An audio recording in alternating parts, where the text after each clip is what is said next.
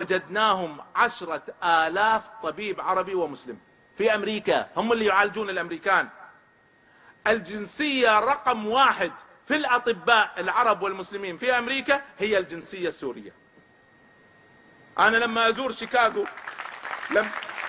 أزور شيكاغو وأجلس، والله الذي لا إله إلا هو أعرفهم بالأسماء، أجلس في شيكاغو مع إخواني الأطباء، والله مرة جلسة واحدة 30 طبيب، هذا جراح مخ وهذا جراح قلب وهذا، كلهم سوريين فروا من بلادهم لما فقدوا الحرية والكرامة والدعم والتنمية اضطروا لمثل هذا. هؤلاء كلهم مستعدين أن يعودوا لبلادهم عندما ترجع كريمة عزيزة، فيساهموا في بنائها، فيجعلوا سوريا الأولى في العالم العربي في كل هذه المجالات. الناس عندها هذا الاستعداد، لكن الأنظمة هي التي جعلتها تفر، فهجرتنا العقول العظيمة. فليس عندنا عجز في العقول، لكن عندنا عجز في التعامل مع هذه العقول. إذن هذه هي أهداف هذه الثورات. ماذا فعلت هذه الأنظمة عندما قامت هذه الثورات؟ استعملت نفس الأساليب، وسبحان الله كما تكررت الأعذار تكررت نفس الأساليب. وأنا أدرس الثورات واحدة واحدة وأتابعها واحدة واحدة. ألا يدرسوا بعض؟ ألا يتعلموا من بعض؟ وأبدأ بالأسلوب الأول، وهو الإعلام الذي يحاول أن يزين أن هؤلاء ليسوا الشعب الذي ثار، هذه مجموعة مسلحة متطرفين إسلاميين غيرهم.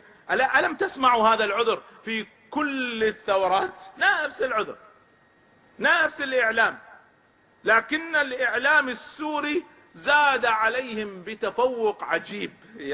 أنا لا أفتي، لكن أقول إذا في شخص يجوز له الانتحار فهو وزير الإعلام السوري.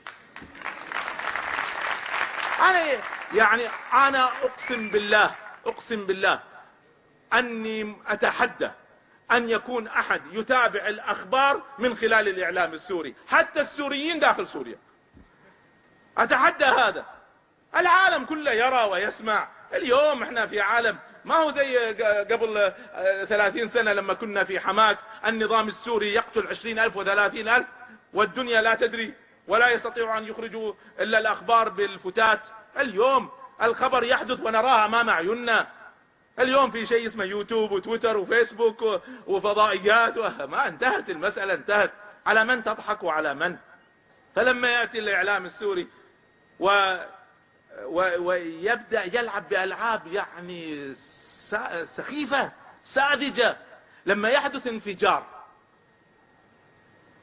المفروض حسب الإعلام السوري أن الذي قام بالانفجار جماعات مسلحة، وإذ خلال أقل من 5 دقائق يبث خبر الانفجار، أقل من 5 دقائق خبر الانفجار، ويذاع في التلفزيون السوري. معناها التلفزيون كان جاهز لينتقل لهذا المكان ليصور، معناه عنده خبر. هذه أشياء خلاص. عندنا عقول وغيرها كثير كثير. طبعا يأتي الإعلام سواء في سوريا أو غيرها، لكن الحقيقة وصل الإعلام السوري ووصل النظام السوري في تعامله مع الثورة إلى مهزلة لم يصلها أي ثورة أخرى. لما يأتي الرئيس فيدخل البرلمان فيصفق له الناس جميعا ويطبلوا ويهتفوا ويقفوا على أرجلهم. هؤلاء هم خلاصة الشعب، هؤلاء هم النخبة. إذا ما حال باقي الناس؟ فلما يكون الأنظمة تظن أن بالتطبيل هذا الذي يرونه في المجالس وبالإعلام السخيف الذي هم يديرونه يظنون أن الشعب يؤيدهم، أو يظنوا أن مثل هذا ينطلي على الناس داخل سوريا أو خارج سوريا، عندها واضح أن هؤلاء خارج نطاق التغطية. نتوقف ونعود لكم. النظام يعاقب الشعب على مجرد التفكير في أمر ما، لا شك أنه تجبر وطغى حتى وصل إلى هذه المرحلة. فاصل قصير ونعود إليكم مرة أخرى.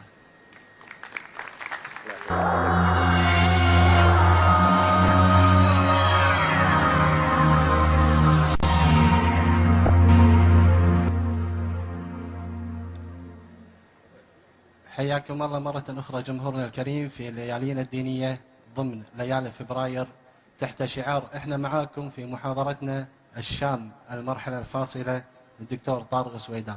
تفضل دكتور. الله يحييكم مرة أخرى، وحيا الله الوطن على هذه الرعاية الكريمة وعلى توصيل هذا الوعي.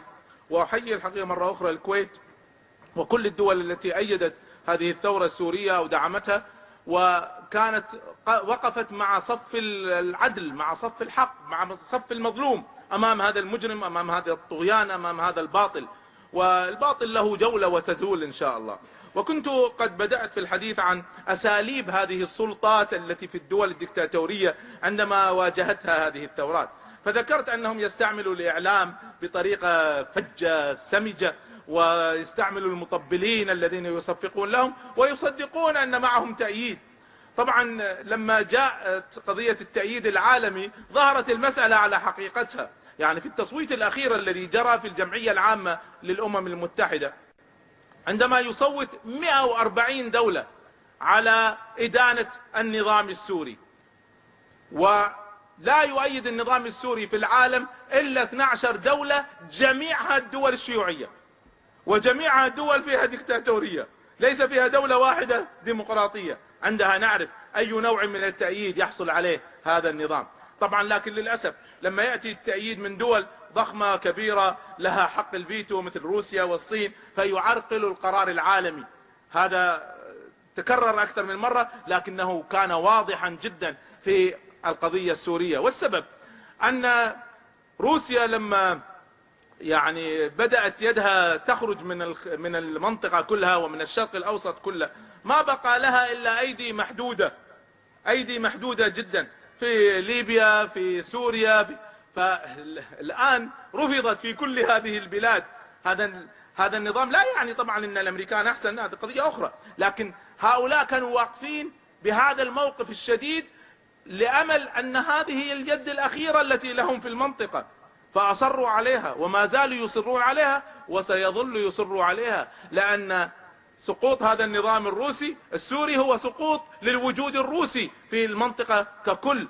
والصراع العالمي في المنطقة واضح ومعروف والكل يحرص على مصالحه، فإذا سيستمر هذا التأييد الروسي.